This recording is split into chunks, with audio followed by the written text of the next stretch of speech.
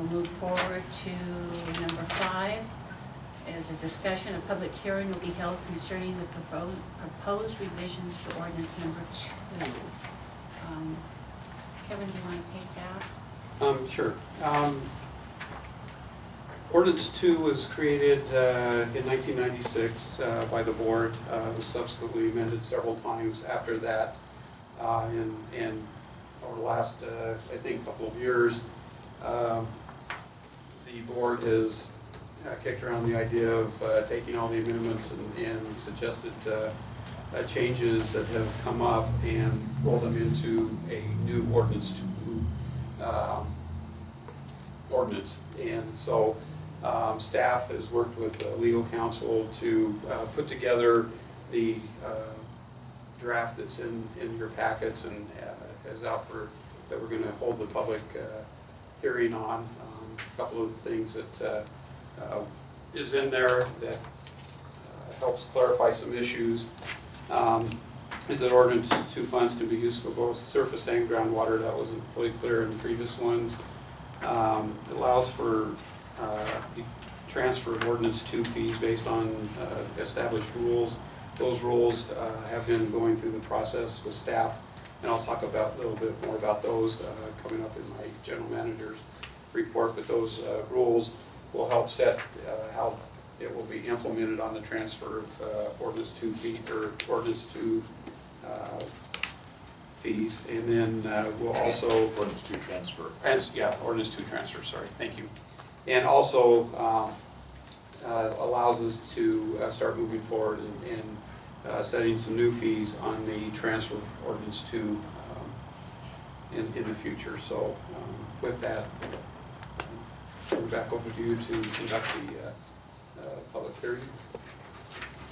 At this time, we'll open for a public hearing or any questions in regards to the proposed ordinance 2.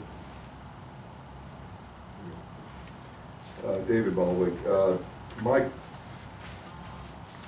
guess, point of discussion I think needs to be looked at is some of these ordinance 2 fees you're looking to transfer. Is what are the value of those ordinance 2 fees? When were they purchased? Because there was a substantial increase of ordinance 2 fees in about, I believe it was 1996, 1997, somewhere in that way. So are we going to be transferring ordinance 2 fees at the current value, or would it be a differential charge? So if the previous fee was, I think it was under $1,000 on the previous fees, if my information is correct. Now it's $3,300 or so. So I mean, is it going to be a credit of that amount? Because basically, if you transfer those fees, you're going to be losing $2,200 on every new will serve that will be, and I think that should be something the board needs to really take into consideration on these policies. So, thank you. I'll take a stab at addressing that.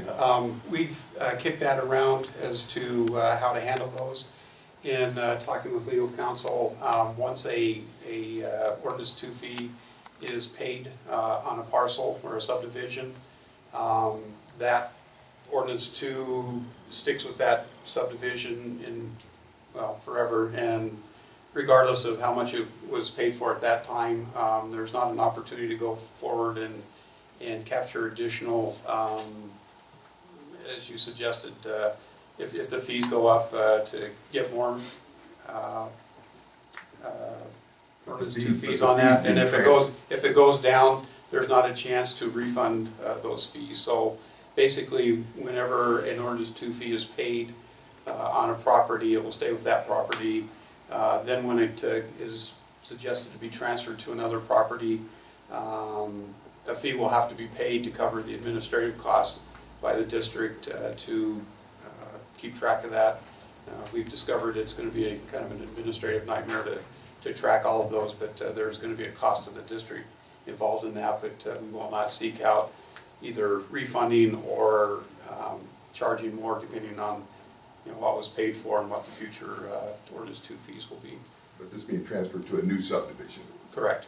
Okay, so there's going to be a $2,200 gain or loss by the water board for every transferred ordinance, every transferred will serve for each lot. So that, I think if we recognize that, if the board decides its size, but it's gonna be a $2,200 loss of income, because this is at the, I look at it as this is at the benefit of the developer, which we don't want to necessarily impair, but I would think we should seriously potentially consider a credit of whatever the fee was paid, and then be to the balance of the fee. But so thank you. That was kind of my understanding, Bo. Has that changed? I thought we were going to, if there was a difference in what they paid and what the current rate was, that they were going to be charged the current rate. I don't, if that was discussed, I don't remember specifically discussing that.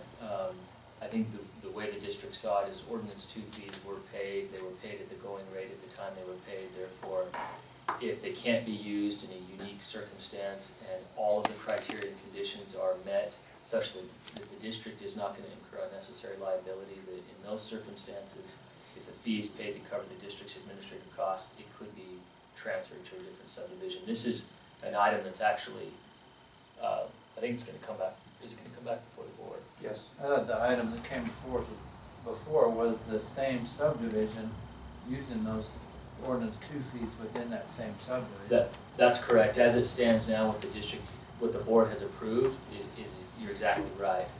As we've looked at this, and I think this is what Kevin was referring to when he talked about his general manager report, he was going to report to the board that as we've looked at this carefully and examined it and all the different issues, there are some other things that we're going to propose to the board and that we think makes sense for the district, and that would be done at a future meeting.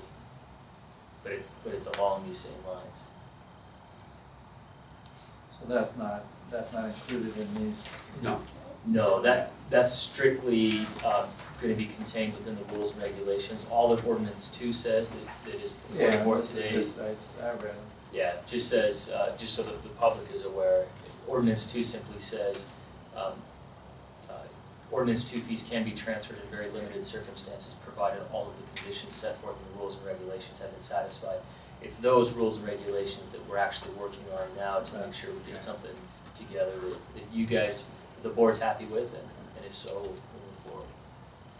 I kind of agree with Dave on this.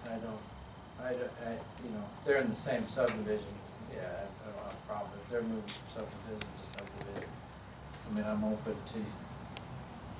to legal opinion, of course, but.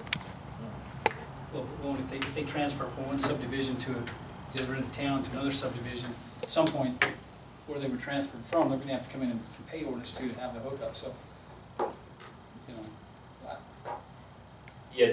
Yeah, this item isn't directly, Ordinance 2 is on the agenda, so yeah, we can discuss this to some extent. I don't know that we're going to go into the depth if, to address all the issues, Right.